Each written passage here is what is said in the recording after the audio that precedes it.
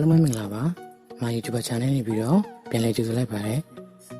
ကျွန်တော်ဒီနေ့မျှဝေပေးသွားမှာကတော့ကျွန်တော်တို့အတန်သွင်းတဲ့အခါမှာ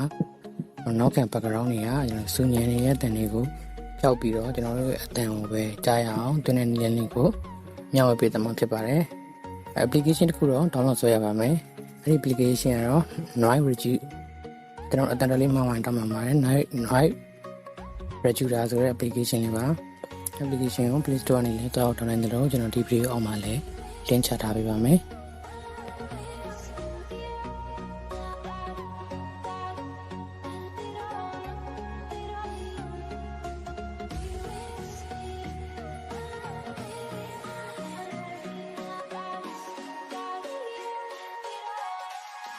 မမနာပါအဲ့ဒီ my YouTube channel နေပြီးတော့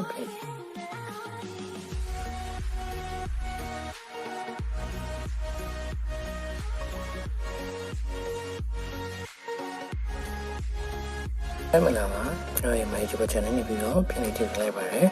ကျွန်တော်ဒီနေ့မြောက်ပြမှာကတော့ကျွန်တော်တို့ထောက်ခံ background အတန်တွေကိုမစူညံဘဲနဲ့တန်လင်းကြည့်ကြည့်လေးကြားရအောင်လို့ဒီ application ကိုတောင်းတဲ့နည်းလေးကိုမြောက်ပြသွားပါမယ်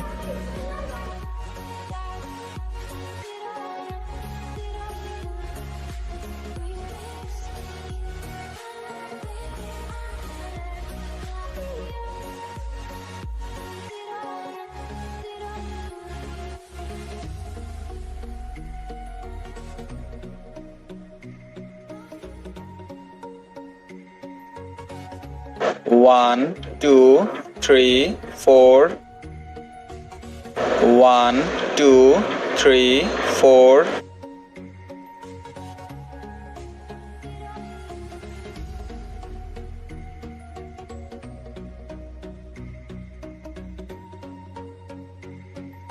Popo 10နဲ့ data နဲ့ voice ကို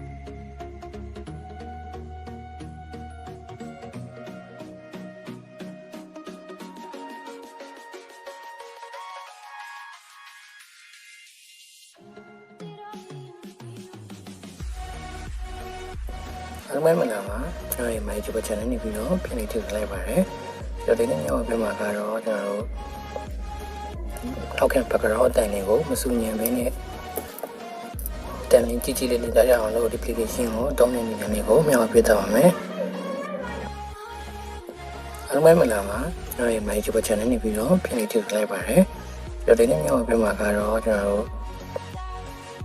ထောက်ခံ background အတန်တွေကိုမစူညံဘဲနဲ့တန်လင်းကြည့်ကြည့်လေးကြားရအောင်လို့ဒီ application ကိုတောင်းတဲ့နည်းလေးကိုမြောက်ပြသွားပါမယ်